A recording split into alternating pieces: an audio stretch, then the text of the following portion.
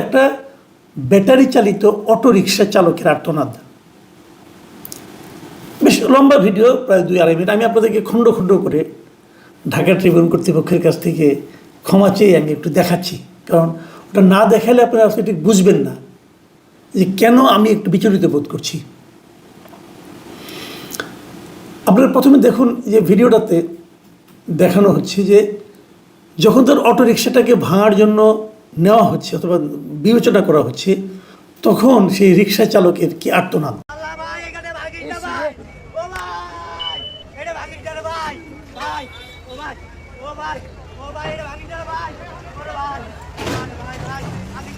পরের দৃশ্যে যেটা আপনি দেখবেন সেটা হলো এই রিক্সাটাকে চাপ দিয়ে ভেঙে ফেলা হচ্ছে, ভেঙে ফেলে ট্রাকে তোলা হচ্ছে, সেটাও আপনারা দেখুন।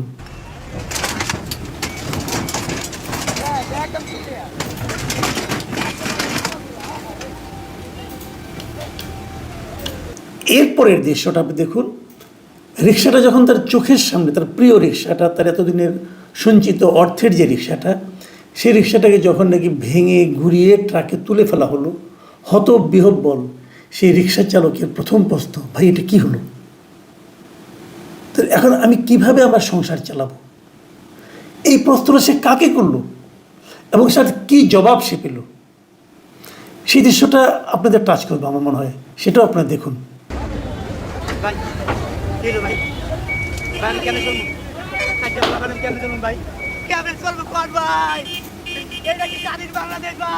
তো এই যে ঘটনাটা আপনারা দেখলেন, এই ঘটনাটা গত মঙ্গলবার দিন আসাদ গেট এলাকায় প্রধান সড়কে এই রিক্সাগুলি চলছিল। প্রধান সড়কে আসাদ গেটের সামনে যে রাস্তায় গিয়েছে মিরপুর রোড, সেই রোডেতে এই ধরনের রিক্সা প্রায়ই চলে, আপনারা সবাই দেখেছেন। হঠাৎ করে ঢাকা উত্তর সিটি কর্পোরেশন এবং ডিএমপি তারা সিদ্ধান্ত, ডিএমপি মানে আপনার মেট্রোপলিটন ট্রাফিক যারা আছে, তারা সিদ্ধান্ত নিল যে প্রধান সড়কে কোনো রিক্সা তারা চলতে দেবে না। এবং এই সিদ্ধান্তেরই প্রতিফলন হলো এই রিক্সাগুলো, তারা ওখানে রিক্সাগুলো ধরেছে এবং 3টা রিক্সাকে তারা ঘুরিয়ে দিয়েছে। এবং ঘুরিয়ে দেওয়ার পর এদের কাছ থেকে এই যে আপনার ভিডিওটা দেখলেন, এই ভিডিওটা খুব সবাই মানে যারা দেখেছে, আমার ধারণা আপনাদেরও মন কেমন আর্দ্র হয়ে গেছে। যত লোক দেখেছে তারা সবার মন খারাপ হয়েছে, এটা কেন হলো এরকম? আপনি চলতে দেবেন না, তাহলে বলে দেন তো এবার ভেতরে চলে যাও, অমুক তমুক করো। কিন্তু আপনি এটাকে ভেঙে ফেলতে হবে কেন, ঘুরিয়ে ফেলতে হবে কেন? এই ঘুরিয়ে ফেলাতে কার লাভ হলো? এই যে প্রশ্নগুলো, এই প্রশ্নগুলো সোশ্যাল মিডিয়ায় মানুষরা করেছে। এবং এটা করার ফলে সম্ভবত এটা দেখেই মোহাম্মদ এজাজ সাহেব, ঢাকা উত্তর সিটি কর্পোরেশনের মেয়র, তিনি সম্ভবত বুঝেছেন যে কাজটা ঠিক হয়নি, কাজটার মধ্যে নিষ্ঠুরতা হয়ে গেছে, হয়তো বুঝেছেন। বুঝে উনি আবার আজকে একটু ক্ষতিপূরণ দিয়েছেন। এটা অনেকটা ওই গরু মেরে জুতা দানের মতো আর কি। ক্ষতিপূরণটা কীভাবে, ওই 3 রিক্সা চালককে ডেকে নিয়ে আসছেন, তাদেরকে 50,000 টাকা করে সবার হাতে একটা চেক ধরিয়ে দিয়েছেন। 50,000 টাকা কেন তিনি ধরিয়ে দিলেন? হয়তো বলেছেন যে ক্ষতিটা হয়েছে তোমাদের এই ক্ষতিপূরণটা, বাট রিক্সার দাম কিন্তু আপনি 50,000 টাকায় রিক্সা পাবেন না ভাই। এই 2টা ব্যাটারির দামই তো 40,000 টাকার মতো। কিন্তু এটা হয় না।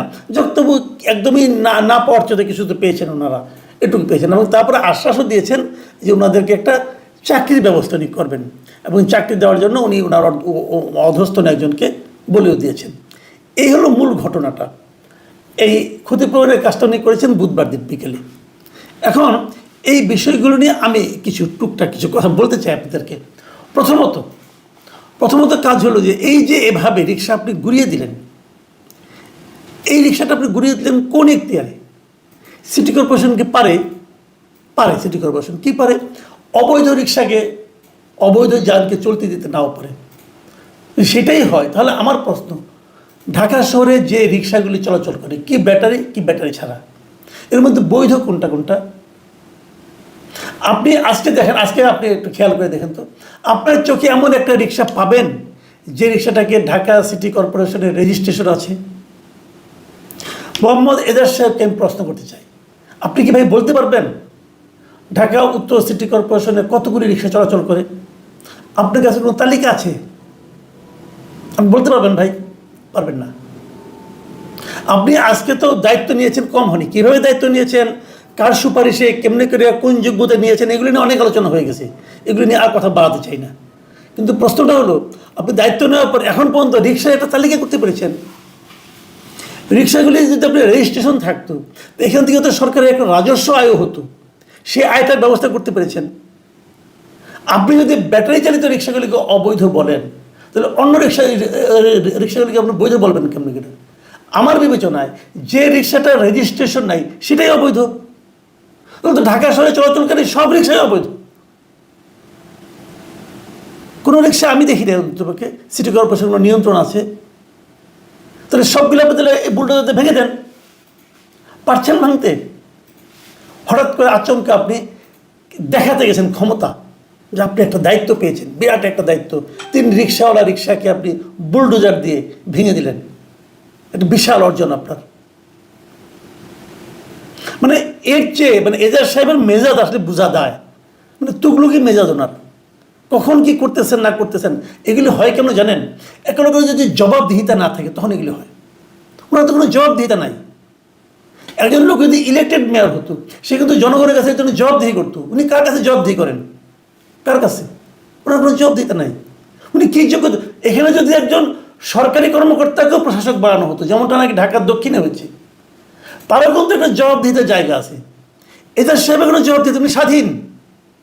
উনি একমাত্র জবাবদিহিতা ওনার একমাত্র জবাবদিহি করেন উনি ওনার মন্ত্রী যে আসিফ আহমদ সজীব ভুইয়ার কাছে, যে নাকি চিঠি লিখে বলেছেন এদের সাহেব নাকি খুব যোগ্য লোক, তাকে মেয়র বানানো হোক। যিনি চিঠি লিখেছেন ওনার কি যোগ্যতা সেটা বলার জন্য, এটা আমি বুঝি না।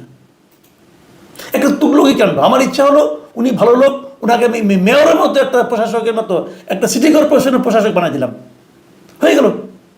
আর প্রশাসক হওয়ার পরে উনি এটা ভাঙেন, এটা করেন, সেটা করেন, মানে একটা তুগলকি কাণ্ড।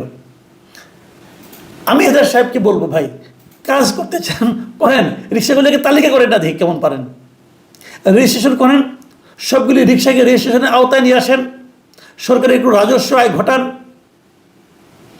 তাহলে কিন্তু আপনার কোনটা ব্যাটারি চালিত কোনটা ব্যাটারি চালিত না সব কিছু আপনি নিয়ন্ত্রণ করতে পারবেন। ওটা করেন, ওটা তো করেন নাই। যে লোকগুলো এরই মধ্যে ব্যাটারি চালিত রিক্সা বানিয়ে ফেলেছে, রাস্তায় বিপুলভাবে চলছে, তাদের যে ইনভেস্টমেন্টটা, সেই ইনভেস্টমেন্টটা আপনার তুগলকি সিদ্ধান্তের কারণে বন্ধ হয়ে যাবে। এটাকে নিয়ন্ত্রণ করতে হবে। যারা চালায়, অনেকে মাঝে মাঝে দেখি অনেকে ট্রল করে ছবি টবি দেখায় যে কীভাবে রিক্সাগুলো বেপরোয়া চলে। হ্যাঁ চলে বেপরোয়া, আপনি এগুলো থামান, কন্ট্রোল করেন, কোনো সমস্যা তো নাই। যে ব্যাটারি লাগানো হয়েছে ব্যাটারির মধ্যে এক ধরনের আপনি গগনও লাগিয়ে দেন, যাতে নাকি স্পিড আর বেশি উঠবে না, ওরকম সিস্টেম করে দেন।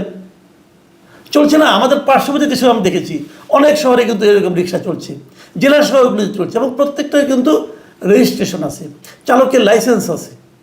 সেই ব্যবস্থা আপনারা করেন। এবং কেবল ঢাকা শহরে না, আমি তো মনে করি সারা দেশেও আমাদের প্রচুর চলছে এই রিক্সাগুলো, এরকম কারোর কোনো লাইসেন্স নেই। আমি বলবো সকল সিটি কর্পোরেশন, সকল পৌরসভার এই ধরনের রিক্সা যেগুলো আছে সেগুলিকে লাইসেন্সের আওতায় আনে। এটা সরকারের একটা বড় সিদ্ধান্ত নেওয়া উচিত, যাতে নাকি সরকারের বিপুল পরিমাণ রাজস্ব আয় কিনতে হবে।